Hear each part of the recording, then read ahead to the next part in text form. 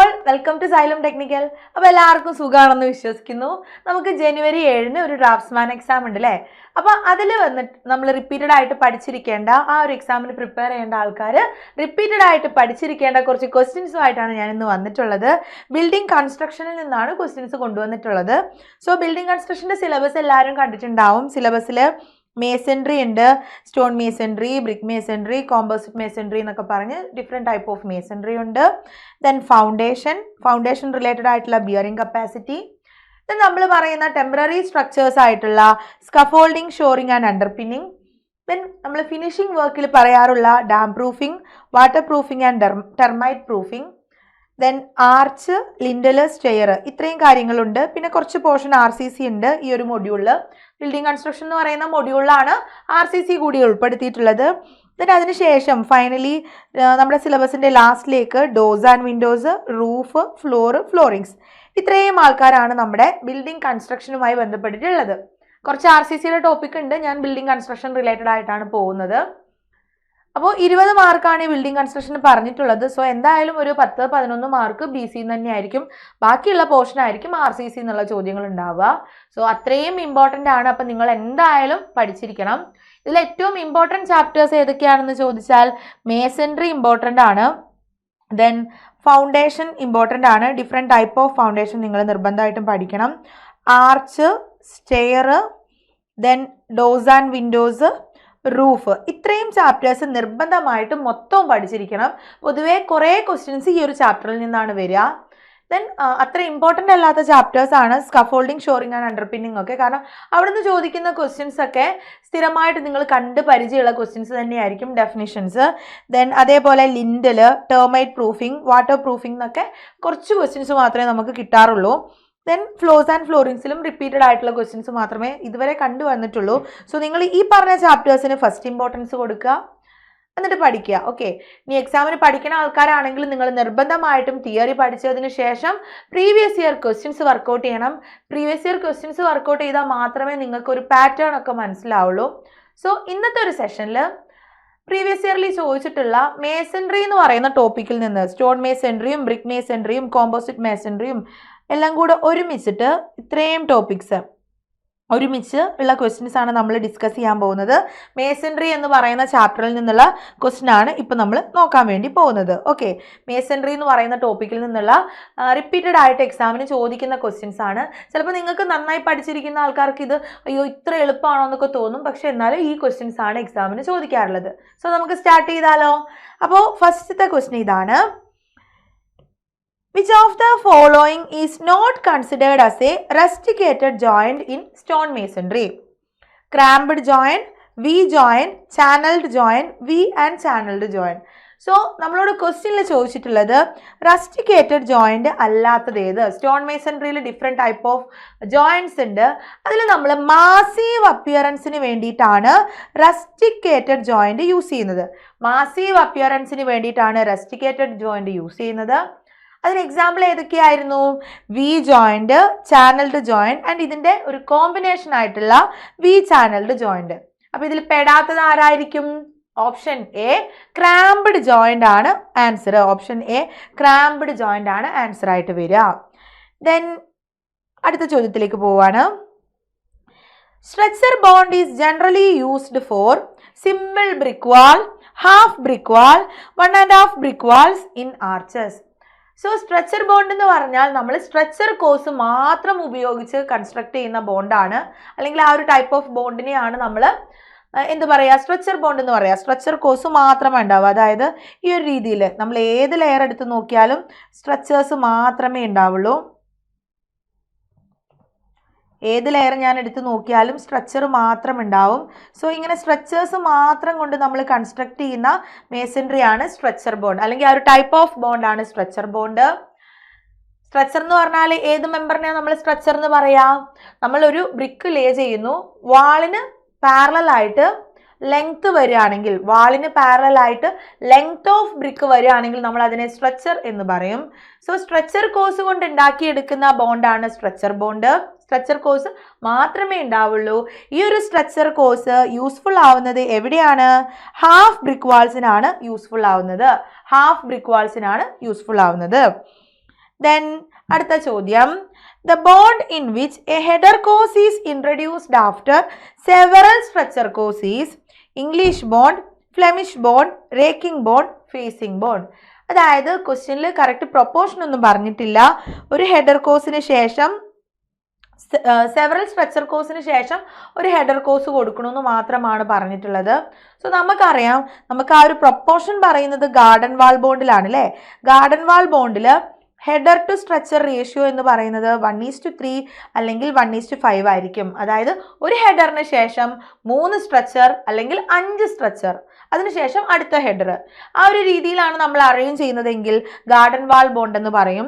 Then അത് തന്നെ 2 രീതിയിലുണ്ട്, garden wall English bond and garden wall Flemish bond. അപ്പോൾ പിന്നെ അതിൽ നമ്മളൊരു സ്പെഷ്യൽ കേസ് പറയുന്നുണ്ട്, monk bond. Monk bond garden wall ബോണ്ടിൽ സ്പെഷ്യൽ കേസ് പറയുന്നതാണ് monk bond. Header to stretcher ratio 1:2 ആണെങ്കിൽ നമ്മൾ അതിനെ മോങ്ക് ബോണ്ട് എന്ന് പറയും. പക്ഷെ ഇവിടെ റേഷ്യോ ഒന്നും പറഞ്ഞിട്ടില്ലല്ലോ, കറക്റ്റ് പ്രൊപ്പോർഷൻ മെയിൻറ്റെയിൻ ചെയ്യുന്നതും പറഞ്ഞിട്ടില്ല. സോ ഹെഡർ കോഴ്സിന് ശേഷം സെവറൽ സ്ട്രക്ചർ കോഴ്സ്, ദെൻ അടുത്ത ഹെഡർ കോഴ്സ് എന്ന് പറഞ്ഞാൽ ആ ഒരു ബോണ്ട് ഫേസിംഗ് ബോണ്ട് ആണ്. ഓപ്ഷൻ ഡി ഫേസിംഗ് ബോണ്ട് ആണ് വരിക. ദെൻ ഇംഗ്ലീഷ് ബോണ്ടും ഫ്ലെമിഷ് ബോണ്ടും എല്ലാവർക്കും അറിയായിരിക്കും. ഒരു സ്ട്രക്ചർ കോഴ്സ്, അതിനുശേഷം അടുത്തൊരു കോഴ്സ് ഹെഡർ, അടുത്തത് സ്ട്രക്ചർ കോഴ്സ്, അങ്ങനെ ഓൾട്ടർനേറ്റ് ആയിട്ടുള്ള സ്ട്രക്ചർ ആൻഡ് ഹെഡർ കോഴ്സസ് വരികയാണെങ്കിൽ നമ്മൾ അതിനെ ഇംഗ്ലീഷ് ബോണ്ട് എന്ന് പേര് പറയും. ദെൻ ഒരു ലെയർ തന്നെ നമ്മൾ എടുക്കുമ്പോൾ ആദ്യം ഒരു ഹെഡർ, ദെൻ ഒരു സ്ട്രക്ചർ, ദെൻ ഒരു ഹെഡർ, അങ്ങനെ ഓൾട്ടർനേറ്റ് ആയിട്ട് ഒരു കോഴ്സിൽ തന്നെ സ്ട്രക്ചേഴ്സ് ആൻഡ് ഹെഡേഴ്സ് അറേഞ്ച് ചെയ്താൽ നമ്മൾ അതിനെ ഫ്ലെമിഷ് ബോണ്ട് എന്ന് പറയും. ദെൻ റേക്കിംഗ് ബോണ്ടിൽ എന്താ സംഭവിക്കുന്നത്? റേക്കിംഗ് ബോണ്ടിൽ ബ്രിക്സ് ഇൻക്ലൈൻഡ് ആയിട്ടാണ് നമ്മൾ പ്ലേസ് ചെയ്യുന്നത്. ഇൻക്ലൈൻഡ് ആയിട്ട് ബ്രിക്ക് പ്ലേസ് ചെയ്തിട്ടുണ്ടെങ്കിൽ അതിനെ നമ്മൾ റേക്കിംഗ് ബോണ്ട് എന്ന് പേര് പറയും. സോ നമ്മുടെ ആൻസർ ഫേസിംഗ് ബോണ്ട് ആണ്. Then a horizontal mortar joint on which masonry units are laid is called perpend, lap, bed, frog. അപ്പോൾ നമ്മളെ ക്വസ്റ്റ്യൻ എന്താ? ഒരു ഹൊറിസോണ്ടൽ കോഴ്സ് ഓഫ് ജോയിന്റ് കൊടുത്തതിന് ശേഷമാണ് നമ്മൾ അതിൻ്റെ പൊക്കത്താണ് ബ്രിക്സ് ഒക്കെ വെക്കുക അല്ലേ. അതിന് പൊക്കത്താണ് ബ്രിക്സ് ഒക്കെ വെക്കുക. സോ ഈ ഒരു ഹൊറിസോണ്ടൽ കോഴ്സ് ഓഫ് മോർട്ടാറിന് നമ്മൾ എന്ത് പേര് പറയും എന്നാ ചോദിച്ചത്. ആ ഒരു ഹൊറിസോണ്ടൽ മോർട്ടാർ ജോയിന്റിനെ നമ്മൾ എന്ത് പേര് പറയും? ബെഡ് എന്നാണ് പറയുക അല്ലേ, ബെഡ് എന്ന് പറയും. ദെൻ എന്താണ് പെർപെൻസ്? പെർപെൻസ് എന്ന് പറഞ്ഞാൽ നമ്മൾ മേസൺറിയിൽ വരുന്ന വേർട്ടിക്കൽ ജോയിൻസിനെയാണ് നമ്മൾ പെർപെൻസ് എന്ന് പറയുക. ദെൻ ഇതിന് താഴെ വേറൊരു ലെയർ ഉണ്ടാവും. 2 അടുത്തടുത്തുള്ള സക്സസീവ് ലെയറിലുള്ള വെർട്ടിക്കൽ ജോയിൻസ് തമ്മിലുള്ള ഹൊറിസോണ്ടൽ ഡിസ്റ്റൻസിനെ നമ്മൾ ലാപ്പ് എന്ന് പറയും. സോ വെർട്ടിക്കൽ ജോയിൻസിനെ പെർപെൻഡ് എന്നും 2 അടുത്തടുത്ത ലെയറിലെ വെർട്ടിക്കൽ ജോയിൻസ് തമ്മിലുള്ള ഹൊറിസോണ്ടൽ ഡിസ്റ്റൻസിനെ നമ്മൾ ലാപ്പ് എന്നും പേര് പറയും. ദെൻ ഫ്രോഗ് എന്ന് പറഞ്ഞാൽ എന്താ? നമ്മൾ ബ്രിക്കിന്റെ പൊക്കത്ത് കൊടുക്കുന്ന ഒരു ഡിപ്രഷനാണ് ഫ്രോഗ്. അത് മോർട്ടാറിന് നല്ലൊരു കീ പോലെ ആക്ട് ചെയ്യും. കീ ടു മോർട്ടാർ ആണ് ഫ്രോഗ് എന്ന് പറയുന്നത്. ഫ്രോഗിൽ നമ്മൾ മാനുഫാക്ചറുടെ നെയിമോ അല്ലെങ്കിൽ അതിന്റെ ട്രേഡ് സിംബലോ എന്തെങ്കിലുമൊക്കെ ഉണ്ടാകും. സോ നമ്മുടെ ആൻസർ ബെഡ് ആണ്. അടുത്ത ചോദ്യം, the bond consist of alternate courses of structure and header is called structure bond, header bond, English bond, Flemish bond. So നമ്മൾ alternate courses of structures and headers എവിടെയാ വരിക? alternate courses of structures and headers വരിക English ബോണ്ടിലാണ്. English ബോണ്ടും Flemish ബോണ്ടും PSCക്ക് വളരെ ഇഷ്ടപ്പെട്ട 2 questions ആണ്. കാരണം നിങ്ങൾ കുറേ ക്വസ്റ്റ്യൻ പേപ്പർ വർക്കൗട്ട് ചെയ്യുമ്പോൾ ഇംഗ്ലീഷ് ബോണ്ടിൽ നിന്ന് ഒരുപാട് തവണ ക്വസ്റ്റ്യൻ വന്നിട്ടുണ്ട്, ഫ്ലെമിഷ് ബോണ്ടിൽ നിന്നും കുറേ ക്വസ്റ്റ്യൻസ് വന്നിട്ടുണ്ട്. ഇംഗ്ലീഷ് ബോണ്ടിന് വേറൊരു പ്രത്യേകത കൂടിയുണ്ട്. ഏറ്റവും സ്ട്രോങ്ങസ്റ്റ് ആയിട്ടുള്ള ബോണ്ട് ഏതാണെന്ന് നിങ്ങളോട് എക്സാമിന് ചോദിച്ചാലും ഇംഗ്ലീഷ് ബോണ്ടാണ് എഴുതേണ്ടത്. ഒരു കോഴ്സിൽ ഹെഡർ, അടുത്ത കോഴ്സ് സ്ട്രക്ചർ, അങ്ങനെ alternate courses of structure and header എന്ന് പറഞ്ഞാൽ ഇംഗ്ലീഷ് ബോണ്ടാണ് എഴുതേണ്ടത്. അത് മാത്രമല്ല നമ്മൾ കോമൺ ആയിട്ട് യൂസ് ചെയ്യുന്നത് ഏതാണെന്ന് ചോദിച്ചാലും ഇംഗ്ലീഷ് ബോണ്ടിനെയാണ് എഴുതേണ്ടത്. സോ നമ്മുടെ ആൻസർ ഇംഗ്ലീഷ് ബോണ്ടാണ്.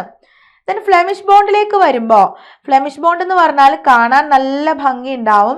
സോ ഭംഗി കൂടുതൽ വേണ്ട സ്ഥലങ്ങളിലാണ് നമ്മൾ ഫ്ലെമിഷ് ബോണ്ട് കൊടുക്കുക. ഒരു കോഴ്സിൽ തന്നെ ഓൾട്ടർനേറ്റ് ആയിട്ടുള്ള സ്ട്രക്ചേഴ്സ് ആൻഡ് ഹെഡേഴ്സ് നമ്മൾ കൊടുത്തിരിക്കും. ദെൻ ഫ്ലെമിഷ് ബോണ്ട് 2 രീതിയിലുണ്ട്. സിംഗിൾ ഫ്ലെമിഷ് ബോണ്ടും ഉണ്ട്, അതേപോലെ ഡബിൾ ഫ്ലെമിഷ് ബോണ്ടും ഉണ്ട്. സിംഗിൾ ഫ്ലെമിഷ് ബോണ്ട് എന്ന് പറഞ്ഞാൽ നമ്മൾ ഫേസിൽ ഫ്ലെമിഷ് ബോണ്ട് കൊടുക്കും ആൻഡ് ബാക്കിൽ ആരെ കൊടുക്കും? ഇംഗ്ലീഷ് ബോണ്ടിനെ കൊടുക്കും. ദെൻ ഡബിൾ ഫ്ലെമിഷിൽ ഫേസ് ആയാലും ബാക്ക് ആയാലും രണ്ടിടത്തും നമ്മൾ ആരെയാ ഫ്ലെമിഷ് ബോണ്ടിനെയാണ് കൊടുക്കുക.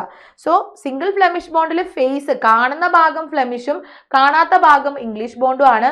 അപ്പൊ നിങ്ങൾ മനസ്സിലേക്ക് കൊണ്ടുവരിക എന്താണ്, കാണാൻ ഭംഗിയുമുണ്ട് സ്ട്രെങ്ത്തും ഉണ്ട്, അതാണ് സിംഗിൾ ഫ്ലെമിഷ്. ഡബിൾ ഫ്ലെമിഷ് ആകുമ്പോൾ ഫേസും ബാക്കും ഒക്കെ ഫുള്ളും എന്താണ്, ഫ്ലെമിഷ് ബോണ്ടാണ്. അപ്പൊ കാണാൻ നല്ല ഭംഗി ഉണ്ടാവുന്നതാണ് അതിന്റെ മീനിങ്. സോ ഇത്രയൊക്കെ കാര്യങ്ങൾ ഓർത്തു വെക്കുക. സ്ട്രെച്ചർ കോഴ്സ് മാത്രമുള്ള ബോണ്ടാണ് സ്ട്രെച്ചർ ബോണ്ട്, ഹെഡർ കോഴ്സ് മാത്രമുള്ള ബോണ്ടാണ് ഹെഡർ ബോണ്ട്. ഓക്കെ, ദെൻ അടുത്ത ചോദ്യം, the vertical joints separating the bricks in either length or cross direction, bat, closer, king closer, perpen.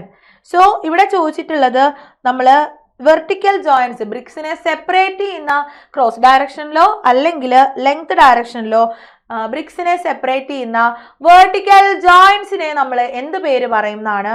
ആ ഒരു വെർട്ടിക്കൽ ജോയിൻസ് ആരാ, നമ്മളിപ്പോൾ പറഞ്ഞതേ ഉള്ളൂ, ഒന്ന് ആലോചിച്ച് നോക്കൂ, ആരാണ്, അതാണ് പെർപെൻഡ്. ദെൻ നമ്മൾക്ക് ഓപ്ഷനിൽ ക്ലോസറും ബാറ്റും ഉണ്ട്. ക്ലോസറും ബാറ്റും ഒക്കെ നമ്മൾ കണ്ടിന്യൂസ് ആയിട്ടുള്ള വെർട്ടിക്കൽ ജോയിൻസ് അവോയ്ഡ് ചെയ്യാൻ വേണ്ടിയിട്ടാണ് യൂസ് ചെയ്യുന്നത്. ബ്രിക്സ് കട്ട് ചെയ്യുമ്പോഴാണ് നമുക്ക് ക്ലോസറും ബാറ്റും ഒക്കെ കിട്ടുന്നത്. ഓക്കെ, ദെൻ അടുത്ത ചോദ്യം, which of the following is used for checking verticality of masonry wall? Spirit level, water level, trowel, plumb bob. നമ്മൾ വെർട്ടിക്കാലിറ്റി ചെക്ക് ചെയ്യാൻ വേണ്ടിയിട്ട് മേസൺറി ചെയ്യുമ്പോൾ വെർട്ടിക്കൽ ലെവൽ ചെക്ക് ചെയ്യണമല്ലോ, അല്ലെങ്കിൽ വെർട്ടിക്കാലിറ്റി ചെക്ക് ചെയ്യണം. വെർട്ടിക്കാലിറ്റി ചെക്ക് ചെയ്യാൻ ആരെയാ യൂസ് ചെയ്യുന്നത്, വെർട്ടിക്കാലിറ്റി ചെക്ക് ചെയ്യാൻ വേണ്ടിയിട്ട് നമ്മൾ പ്ലം ബോബിനെയാണ് യൂസ് ചെയ്യുന്നത്. ഓപ്ഷൻ ഡി പ്ലം ബോബ് ആണ്.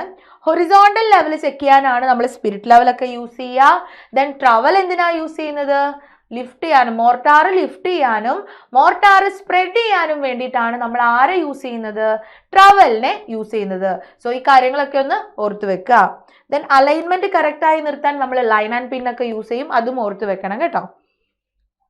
ദെൻ ബോണ്ടിൽ നിന്നുള്ള അടുത്തൊരു ചോദ്യം, the bond in which the brick are arranged at 45 degree in opposite direction from the central line of the wall thickness is Silverlock's bond, zigzag bond, diagonal bond, herringbone bond. So നമ്മൾ BRICS inclined ആയിട്ട് place ചെയ്യുന്ന കേസാണ് പറഞ്ഞിട്ടുള്ളത്. BRICS inclined ആയിട്ട് place ചെയ്താൽ നമ്മൾ അതിനെ raking bond എന്ന് പറയും. ആൻഡ് റേക്കിംഗ് ബോണ്ടിന് ഉള്ള എക്സാമ്പിളുകളാണ് ഈ പറഞ്ഞ ഓപ്ഷൻ ബി, സി, ഡി. അതായത് സിഗ്സാഗ് ബോണ്ട്, ബ്രിക്സ് ഇങ്ങനെ സിഗ്സാഗ് പാറ്റേണിൽ അറേഞ്ച് ചെയ്താൽ സിഗ്സാഗ് ബോണ്ട് എന്ന് പറയും. ദെൻ ഡയഗണൽ ബോണ്ട് ഉണ്ട്, അതായത് ബ്രിക്സ് ഇങ്ങനെ ഇൻക്ലൈൻഡ് ആയിട്ട് 45 ഡിഗ്രിയിൽ അറേഞ്ച് ചെയ്തിട്ടുണ്ടെങ്കിൽ നമ്മൾ അതിനെ ഡയഗണൽ ബോണ്ട് എന്ന് പറയും. ദെൻ ഹെറിംഗ് ബോൺ ഉണ്ട്. ഹെറിംഗ് ബോൺ എന്താണ്, നമ്മളൊരു സെൻട്രൽ ലൈനിൽ നിന്ന് രണ്ട് ഡയറക്ഷനിലേക്കും 45 ഡിഗ്രിയിൽ ബ്രിക്സ് അറേഞ്ച് ചെയ്യുന്ന പോലെ കൊടുക്കുന്ന ടൈപ്പ് ഓഫ് ബോണ്ടാണ് ഹെറിംഗ് ബോൺ. സോ നമ്മളോട് എക്സാമിന് ചോദിച്ചിട്ടില്ല ഈ ക്വസ്റ്റ്യൻ എന്താ, bricks are arranged in 45 degree in opposite direction എന്ന് പറഞ്ഞിട്ടില്ലേ, ഫ്രം ദ സെൻട്രൽ ലൈൻ. അപ്പോൾ സെൻട്രൽ ലൈനിൽ നിന്ന് ഓപ്പോസിറ്റ് ഡയറക്ഷനിലേക്ക് 45 ഡിഗ്രി ആംഗിളിൽ ബ്രിക്സ് ഇങ്ങനെ പ്ലേസ് ചെയ്തിട്ടുണ്ടെങ്കിൽ അതിനെ നമ്മൾ ഹെറിംഗ് ബോണ്ട് ഓപ്ഷൻ ഡി എന്നാണ് പറയുക. സോ ഇത്രയും കാര്യങ്ങൾ റേക്കിംഗ് ബോണ്ടിൽ ഓർത്ത് വെക്കണം. റേക്കിംഗ് ബോണ്ടിന്റെ എക്സാമ്പിൾ ഏതാണെന്നൊക്കെ ചോദിക്കാറുണ്ട്. അതേപോലെ നമ്മൾ തിക്കർ വാൾസ് ഫില്ല് ചെയ്യാനും റേക്കിംഗ് ബോണ്ട് തന്നെയാണ് യൂസ് ചെയ്യുക. തിക്കർ വാൾസ് ഫില്ല് ചെയ്യാനാണ് റേക്കിംഗ് ബോണ്ട്സ് യൂസ് ചെയ്യുന്നത്. Then moving on to the next question. The method of termination of the wall such a way that the bricks left projecting in alternate courses for the bonding future horizontal masonry construction. Frog, threshold, lacing course, toothing. So നമ്മൾ ഒരു ദിവസത്തെ work കഴിയുമ്പോൾ walls correct ഇതുപോലെ വെർട്ടിക്കലായിട്ടാണോ stop ചെയ്യുക, walls ഈ ഒരു ഫിഗറിൽ കാണിച്ചിരിക്കുന്ന പോലെ വെർട്ടിക്കലായിട്ടാണോ നിർത്തുക, അല്ല. അങ്ങനെ വെർട്ടിക്കലായിട്ട് നിർത്തിയിട്ടുണ്ടെങ്കിൽ പിറ്റേ ദിവസം വന്ന് നമ്മൾ കൺസ്ട്രക്ഷൻ ചെയ്യുമ്പോൾ ഈ ഒരു വാളുമായിട്ട് നല്ലൊരു ബോണ്ട് കിട്ടാൻ ചാൻസ് വളരെ കുറവാണ്. സോ അത് ഒഴിവാക്കാൻ നമ്മൾ ഒരു ദിവസത്തെ വർക്ക് കഴിയുമ്പോൾ ഒന്നല്ലെങ്കിൽ ഇങ്ങനെ സ്റ്റെപ്പ്ഡ് ഫാഷനിൽ നമ്മൾ നിർത്തും. ഈ ഒരു രീതിയിൽ ഓരോ കോഴ്സസ് സ്റ്റെപ്പ്ഡ് ആയിട്ട് നിർത്താം, അല്ലെങ്കിൽ ആൾട്ടർനേറ്റ് ആയിട്ടുള്ള കോഴ്സസ് പുറത്തേക്ക് പ്രൊജക്റ്റ് ചെയ്യുന്ന രീതിയിൽ കൊടുക്കാം. ഈ ഒരു രീതിയിൽ ഓൾട്ടർനേറ്റ് ആയിട്ടുള്ള കോസസ് പ്രൊജക്റ്റ് ചെയ്യുന്ന രീതിയിൽ നിർത്താം. സോ ഇങ്ങനെ രണ്ട് രീതിയിൽ നമുക്ക് നിർത്താം. ഇങ്ങനെ ഓൾട്ടർനേറ്റ് ആയിട്ടുള്ള കോസസ് പ്രൊജക്റ്റ് ചെയ്യുന്ന രീതിയിൽ നിർത്തിയാൽ ടൂത്തിങ് എന്നും, ദെൻ സ്റ്റെപ്പ്ഡ് ആയിട്ടുള്ള മാനറിൽ നിർത്തിയാൽ നമ്മൾ അതിനെ റേക്കിംഗ് ബാക്ക് എന്നുമാണ് പറയുക. റേക്കിംഗ് ബാക്ക് എന്ന് പറയും. So the method of termination of wall, നമ്മുടെ ക്വസ്റ്റ്യൻ എന്താ, wall such that the bricks left projecting in alternate courses എന്നല്ലേ പറഞ്ഞത്. ഇങ്ങനെ ഓൾട്ടർനേറ്റ് കോസസ് പ്രൊജക്റ്റ് ചെയ്യുന്ന രീതിയിൽ നമ്മൾ കൊടുത്തിട്ടുണ്ടെങ്കിൽ അതിനെ ടൂത്തിങ് എന്ന് പറയും. ദെൻ സ്റ്റെപ്പ്ഡ് പാഷനിൽ നിർത്തുവാണെങ്കിൽ അതിനെ റേക്കിംഗ് ബാക്ക് എന്ന് പറയും. സ്റ്റെപ്പ്ഡ് ആണെങ്കിൽ raking back, and alternate causes project ചെയ്യുന്ന രീതിയിലാണെങ്കിൽ ടൂത്തിങ് എന്ന് പേര് പറയും. സോ ഇത് ഓർത്ത് വെക്കണം. ദെൻ അടുത്ത ചോദ്യം, which type of masonry uses well-dressed stones with sharp, straight and smooth face? Ashlar, random, rubble, squared. So നമ്മൾ വെൽ ഡ്രസ്ഡ് ആയിട്ടുള്ള സ്റ്റോൺസ്, അതായത് സൈഡും ഫേസും ബെഡും ഒക്കെ കറക്റ്റായിട്ട് നമ്മൾ ഫിനിഷ് ചെയ്തെടുത്തിട്ടുള്ള സ്റ്റോണാണ് കൺസ്ട്രക്ഷന് യൂസ് ചെയ്യുന്നതെങ്കിൽ നമ്മൾ അതിനെ ആഷ്ലർ മേസൺറി എന്നാണ് പറയുക. സ്പെസിഫിക്കലി ആഷ്ലർ ഫൈൻ്റെ ഡെഫിനേഷൻ തന്നെയാണ് ക്വസ്റ്റ്യനിൽ തന്നിട്ടുള്ളത്. ഇനി ബ്രിക്സ് അല്ല, സ്റ്റോൺസ് കോറിയിൽ നിന്ന് എങ്ങനെ കിട്ടണോ അതേപോലെ നമ്മൾ വല്ലാണ്ട് ഡ്രസ്സിംഗ് ഒന്നും ചെയ്യാതെ യൂസ് ചെയ്യുമ്പോഴാണ് റബിൾ മേസൺറി കിട്ടുന്നത്. സോ ഇവിടെ ചോദിച്ചിരിക്കുന്നത് വെൽ ഡ്രസ്ഡ് ആയിട്ടുള്ള സ്റ്റോൺസിനെ പറ്റിയാണ്. അപ്പോൾ അത് ആഷ്ലർ മേസൺറി ആണ്. അതായത് sharp, straight and smooth face ഉണ്ട്, വെൽ ഡ്രസ്ഡ് ആയിട്ടുള്ള സ്റ്റോൺസ് ആണ്. ശരിക്കും ആഷ്ലർ ഫൈൻ കാറ്റഗറി നമ്മളെ ബ്രിക്ക് മേസൺറി എങ്ങനെ ചെയ്യുന്നോ അതേ ഫിനിഷിങ്ങിലായിരിക്കും ഉണ്ടാവുക, കാരണം എല്ലാ പോർഷനും നന്നായിട്ട് ഡ്രസ്ഡ് ആയതുകൊണ്ട് കേട്ടോ. Then the type of masonry in which stones of irregular size and shape are used and there are no regular cores is known as uncaused rubble masonry, caused rubble masonry, random rubble masonry, dry rubble masonry. So ക്വസ്റ്റ്യനിൽ പറഞ്ഞിട്ടുള്ളത് റബിൾ masonry എന്ന് പറഞ്ഞാൽ എന്താ, നമ്മൾ well dressed ആയിട്ടുള്ള stones ഒന്നും എടുക്കൂല, കോറിയിൽ നിന്ന് എങ്ങനെ കല്ല് കിട്ടുന്നോ അത് അതുപോലെ തന്നെ എടുക്കും. ദെൻ നമ്മൾ കോഴ്സസ് ചെയ്യുമ്പോൾ ഒരു കോഴ്സിന് ഇവിടെ എന്താ പറഞ്ഞിരിക്കുന്നത്, ഇറഗുലർ സൈസ് ആൻഡ് ഷേപ്പ് ആണ് യൂസ് ചെയ്യുന്നതെങ്കിൽ റബിൾ മേസൺറി ആണെന്ന് മനസ്സിലാക്കണം. ദെൻ നോ റെഗുലർ കോഴ്സ് ഒന്നും ഇല്ലാതെ നമുക്ക് ഇഷ്ടമുള്ള പോലെ അങ്ങ് അറേഞ്ച് ചെയ്യുവാണെങ്കിൽ അതിനെ നമ്മൾ പറയുന്നത് അൺകോസ്ഡ് റബിൾ മേസൺറി എന്നാണ്. ദെൻ അൺകോസ്ഡ് റബിൾ മേസൺറിയുടെ ജസ്റ്റ് ഓപ്പോസിറ്റ് ആണ് കോസ്ഡ് റബിൾ മേസൺറി. അവിടെ നമുക്ക് ഒരു കോഴ്സിന് സെയിം ഹൈറ്റ് ആയിരിക്കും നമ്മൾ മെയിൻറ്റെയിൻ ചെയ്യുക. ഒരു 50 to 200 mm ഹൈറ്റ് ഒരു കോഴ്സിന് മെയിൻറ്റെയിൻ ചെയ്താൽ നമ്മൾ എന്ത് പേര് പറയും, ഈ പറഞ്ഞ പോലെ കോസ്ഡ് റബിൾ മേസൺറി എന്ന് പറയും. അങ്ങനെ ഒരു കോഴ്സിന് സെയിം ഹൈറ്റ് ഒന്നും നമ്മൾ മെയിൻറ്റെയിൻ ചെയ്യുന്നില്ലെങ്കിൽ അതിനെ അൺകോസ്ഡ് റബിൾ മേസൺറി എന്നാണ് പറയുക. സോ നോ റെഗുലർ കോഴ്സസ് എന്ന് പറഞ്ഞാൽ അൺകോസ്ഡ് റബിൾ മേസൺറി ആണ്. സോ ഈ ഒരു ക്വസ്റ്റ്യനിൽ പിന്നെ നിങ്ങൾക്ക് ഡൗട്ട് വരാനുള്ള ഒരു സാധ്യത, ഇതേ ഡെഫിനിഷനിൽ റാൻഡം റബിൾ മേസൺറി വന്നൂടെ എന്നുള്ളൊരു ഡൗട്ട് വരാം. സോ റാൻഡം റബിൾ മേസൺറിയിൽ നമ്മൾ ഇറഗുലർ കോഴ്സസ് തന്നെയാണ്, പക്ഷേ റാൻഡം റബിൾ മേസൺറിയിൽ നമ്മളെ ഫേസ് സ്റ്റോൺസിനെ ഡ്രസ്സിങ് കൊടുക്കും അല്ലേ. ഫേസ് സ്റ്റോൺസിന് ഒന്നല്ലെങ്കിൽ ഹാമർ ഡ്രസ്സിങ് കൊടുക്കും, അല്ലെങ്കിൽ ചിസിൽ ഡ്രസ്സിങ് കൊടുക്കും. അങ്ങനെയാണ് നമ്മൾ ഈ ഒരു ഡ്രൈ റബിൾ മേസൺറി ഉണ്ടാക്കുന്നത്.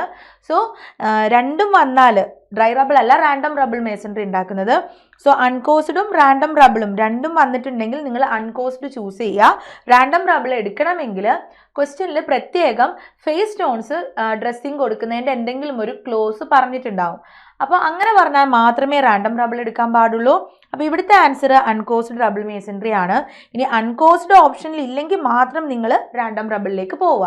അൺകോസ്ഡ് ഇല്ലെങ്കിൽ റാൻഡം റബിൾ എടുക്കാം, അല്ലാതെ രണ്ടും കൂടെ വന്നിട്ടുണ്ടെങ്കിൽ അൺകോസ്ഡ് റബിൾ ആണ് ആൻസർ വരേണ്ടത്. അതേപോലെ തന്നെ ഈ ഒരു ഓപ്ഷൻ സി വന്നൂടെ എന്നുള്ള ഡൗട്ടിനുള്ള മറുപടിയാണ്, റാൻഡം റബിൾ മേസൺറി ചൂസ് ചെയ്യണമെങ്കിൽ ഫേസ് സ്റ്റോൺസിൻ്റെ ഡ്രസ്സിങ്ങിൻ്റെ എന്തെങ്കിലും കാര്യം സ്പെസിഫിക്കലി പറഞ്ഞിട്ടുണ്ടാവും കേട്ടോ. സോ ഓപ്ഷൻ എ ആണ് കറക്റ്റ് ആയിട്ടുള്ള ആൻസർ. ദെൻ അടുത്ത ചോദ്യം, ashlar masonry uses which one of the following options?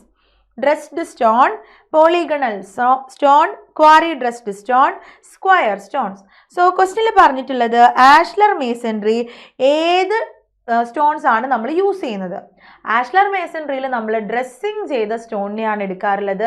അതായത് കോറിയിൽ നിന്ന് കിട്ടുന്ന കല്ല് അങ്ങനെ തന്നെ നമ്മൾ എടുക്കില്ല, അതിന് ഡ്രസ്സിങ് ഒക്കെ കൊടുക്കും. So option A dressed stones ആണ് ആൻസർ വരിക. ഡ്രസ്ഡ് സ്റ്റോൺസ് ആണ് ആൻസർ വരുന്നത്. സോ അടുത്ത ചോദ്യം, The bricks made with cavities are known as fire brick, sand lime brick, gutter brick, hollow brick. ഏത് ബ്രിക്കിനെയാണ് നമ്മൾ ക്യാവിറ്റീസ് ഉള്ള ബ്രിക്കിനെ എന്ത് പേരാണ് പറയുക? ക്യാവിറ്റീസ് കൊടുത്തിട്ടുള്ള ബ്രിക്കിനെ നമ്മൾ ഹോളോ ബ്രിക്ക് എന്ന് പറയും. ഓപ്ഷൻ ഡി ഹോളോ ബ്രിക്സ് ആണ്. So hollow brick light in weight ആയിരിക്കും. അപ്പോൾ നമുക്ക് ടോട്ടൽ ലോഡ് കുറയ്ക്കാൻ വേണ്ടി പറ്റും. ദെൻ ക്യാവിറ്റീസ് ഉള്ളതുകൊണ്ട് സൗണ്ട് പ്രൂഫും അതേപോലെ തെർമൽ ഇൻസുലേഷൻ ഒക്കെ നമുക്ക് കിട്ടും. ഡാം പ്രൂഫിംഗ് ഒക്കെ പോസിബിൾ ആണ് കേട്ടോ. സോ ഹോളോ ബ്രിക്സ് ആണ് answer. Moving on to the next question. Brick laid with its length parallel to the face of wall is known as header, stretcher, closer, bond. So നമ്മളൊരു brick വെക്കുന്നു, അതിൻ്റെ length വാളിന് parallel ആയിട്ട് നമ്മൾ കൊടുത്താൽ, നമ്മൾ അതിനെ stretcher എന്നും ലെങ്ത്ത് വാളിന് പെർപെൻഡിക്കുലർ ആയിട്ട് കൊടുത്താൽ ഹെഡർ എന്നും പേര് പറയും. സോ ഇവിടുത്തെ ആൻസർ സ്ട്രെച്ചർ ആണ്. ലെങ്ത് പാരലൽ ടു വാൾ ആണെങ്കിൽ സ്ട്രെച്ചർ, ലെങ്ത് പെർപെൻഡിക്കുലർ ടു വാൾ ആണെങ്കിൽ ഹെഡർ. അങ്ങനെ ഓർത്ത് വെക്കുക. Then when the stones are used directly obtained from quarry, the masonry is called rubble masonry, ashlar masonry, composite masonry, none of the above. So ഇവിടെ ചോദിച്ചിട്ടുള്ളത് നമുക്ക് കോറിയിൽ നിന്ന് കിട്ടുന്ന കല്ലുകൾ ഉപയോഗിച്ചിട്ട് നമ്മൾ മേസൺറി ചെയ്യുന്നു. ഡയറക്റ്റ്ലി അങ്ങ് യൂസ് ചെയ്യാണ്, ഡ്രസ്സിങ് ഒന്നും കൊടുക്കണില്ല. അങ്ങനെ കോറിയിൽ നിന്ന് കിട്ടുന്ന കല്ലുകൾ നമ്മൾ ഡയറക്റ്റ് ആയിട്ടാണ് യൂസ് ചെയ്യുന്നതെങ്കിൽ അവയെ പറയുന്നത് റബിൾ മേസൺറി എന്നാണ്. ദെൻ ആഷ്ലർ മേസൺറി എന്ന് പറഞ്ഞാൽ എന്താണ്? നമ്മൾ കോറിയിൽ നിന്ന് കിട്ടുന്ന കല്ലുകളൊക്കെ നന്നായിട്ട് ഡ്രസ്സിങ് ഒക്കെ കൊടുക്കും, അതിനുശേഷം നമ്മൾ യൂസ് ചെയ്യുവാണെങ്കിൽ അതിനെയാണ് ആഷ്ലർ മേസൺറി എന്ന് പറയുക. ആൻഡ് ഒന്നിലധികം മെറ്റീരിയൽസ് നമ്മൾ യൂസ് ചെയ്യുന്നുണ്ടെങ്കിൽ, ഇപ്പം കാണുന്ന ഫേസ് പോർഷൻ സ്റ്റോണും ബാക്ക് പോർഷൻ ബ്രിക്കും അങ്ങനെ ഒന്നിലധികം മെറ്റീരിയൽസ് ഒക്കെ യൂസ് ചെയ്തിട്ടാണ് നമ്മൾ മേസൺറി ചെയ്യുന്നതെങ്കിൽ അതിനെ നമ്മൾ കോമ്പോസിറ്റ് മേസൺറി എന്നും പറയും. Composite masonry. സോ ഇവിടുത്തെ ആൻസർ റബിൾ മേസൺറി ആണ്. റബിൾ മേസൺറി തന്നെ ഡിഫറെൻറ്റ് ടൈപ്പിലുണ്ട്. Coursed rubble, uncoursed rubble. ഒരു കോഴ്സിന് സെയിം ഹൈറ്റ് ആണെങ്കിൽ കോസ്ഡ് റബിൾ, അതിൽ തന്നെ സോർട്ട് 1, സോർട്ട് 2, സോർട്ട് 3 ഉണ്ട്. അതിൻ്റെ മോർട്ടാർ തിക്നെസ്സുകളൊക്കെ ഓർത്ത് വെക്കണം. ദെൻ ഡ്രൈ റബിൾ ഉണ്ട്, മോർട്ടാർ യൂസ് ചെയ്യാത്തതാണ് dry rubble. Then polygonal rubble masonry ഉണ്ട്, പോളിഗൺ ഷേപ്പിലുള്ള സ്റ്റോൺസ് ആണ് നമ്മൾ അവിടെ യൂസ് ചെയ്യുന്നത്. അപ്പം അങ്ങനെ ഡിഫറെൻറ്റ് ടൈപ്പ് ഉണ്ട്. ദെൻ ആഷ്ലർ ആണെങ്കിൽ ashlar fine, ashlar quarry faced, അങ്ങനെ ഡിഫറെൻറ്റ് ടൈപ്പ് ഉണ്ട്. അപ്പം അതൊക്കെ ആഷ്ലർ ബ്ലോക്ക് ഇൻ കോഴ്സ് തുടങ്ങി ഡിഫറെൻറ്റ് ടൈപ്പുകളുണ്ട്. അതൊക്കെ നിങ്ങൾ നോക്കണം. ദെൻ ഒന്നിലധികം മെറ്റീരിയൽസ് യൂസ് ചെയ്താൽ എപ്പോഴും നമ്മൾ കോമ്പോസിറ്റ് എന്ന് പറയും. ദെൻ അടുത്ത ചോദ്യം. In masonry the joint used in cornices and other weathered surface to divert the water moving on the weathered surface away from the joint is called. So നമ്മളോട് ജോയിന്റിൽ നിന്നുള്ള ഒരു ചോദ്യമാണ്. Option A rusticated joint, option B doubled joint, option C saddled joint and option D cramped joint. So നമ്മൾ കോർണിസസിൽ അല്ലെങ്കിൽ നമ്മൾ weathering ഒക്കെ കൊടുത്തിരിക്കുന്ന സർഫസിൽ നിന്ന് വെള്ളം ഡൈവേർട്ട് ചെയ്ത് പോകാൻ വേണ്ടിയിട്ട് നമ്മൾ യൂസ് ചെയ്യുന്ന ജോയിന്റ് ഏതാണെന്നാണ് ചോദ്യം. സോ അങ്ങനെ കൊടുക്കുന്ന ജോയിന്റിന്റെ പേരെന്താണെന്ന് ആലോചിച്ച് നോക്കിയേ. അങ്ങനെ കൊടുക്കുന്ന ജോയിന്റിന്റെ പേരാണ് saddled joint. Option C saddled joint. Option C ആണ്, സാഡിൽഡ് ജോയിന്റ് ആണ്. Then a horizontal projection ornamentally molded immediately below the roof or junction of wall and ceiling is called corbel, throating, projecting course, cornice. So ഇവിടെ ornamental projection course ഏതാണെന്നാണ് ചോദ്യം.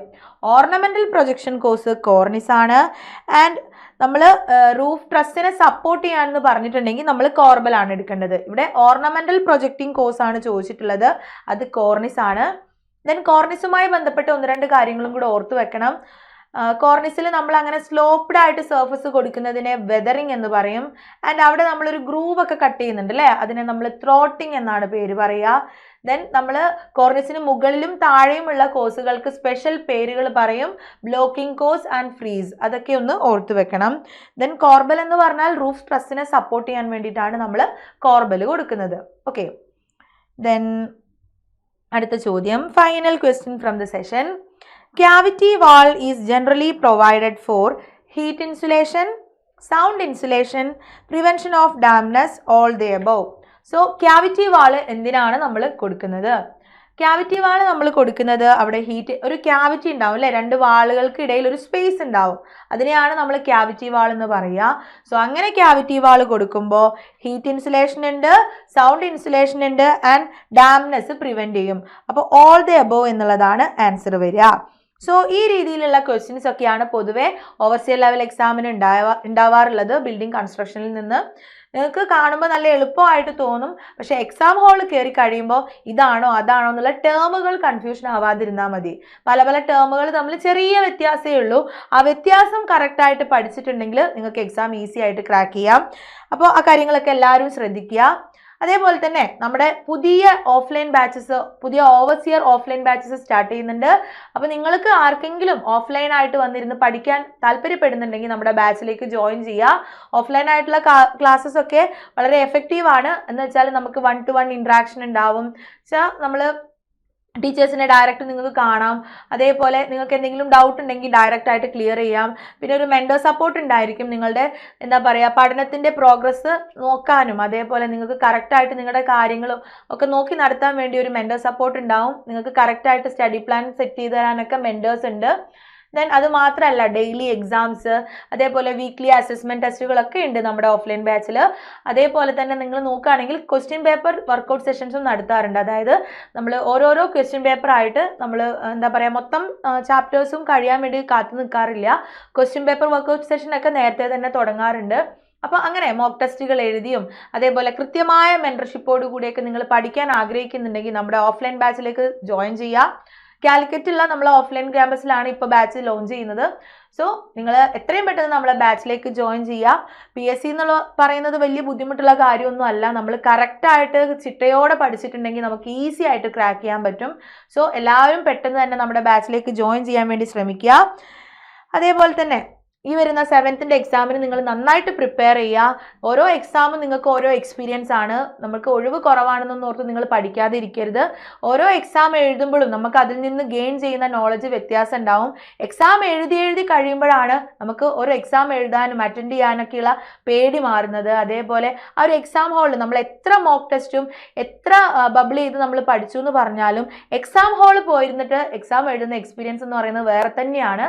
അത് അവിടെ പോയി എഴുതി തന്നെ നിങ്ങൾക്ക് ആ ഒരു പേടി മാറണം. ആ എക്സാം ഹാളിൽ കറക്റ്റ് ടൈം ബൗണ്ട് ആയിട്ട് ചെയ്തു തീർക്കാൻ പറ്റുന്നുണ്ടോ എന്നൊക്കെ നിങ്ങൾക്ക് അറിയണമെങ്കിൽ എക്സാംസ് എഴുതി ശീലമാവണം. സോ നിങ്ങൾ എന്ത് ചെയ്യുക, എക്സാമിന് ഒഴിവ് കുറവാണെന്ന് ഓർത്തിട്ടൊന്നും എഴുതാതിരിക്കരുത്. ഏത് എക്സാം കണ്ടാലും പോയി എഴുതണം. സോ 7th എക്സാം എല്ലാവരും അറ്റംപ്റ്റ് ചെയ്യുക. ഈ രീതിയിലുള്ള ക്വസ്റ്റ്യൻസ് ഒക്കെയാണ് വരിക. അപ്പം പുതിയൊരു സെഷനുമായിട്ട് കാണാം. Thank you all.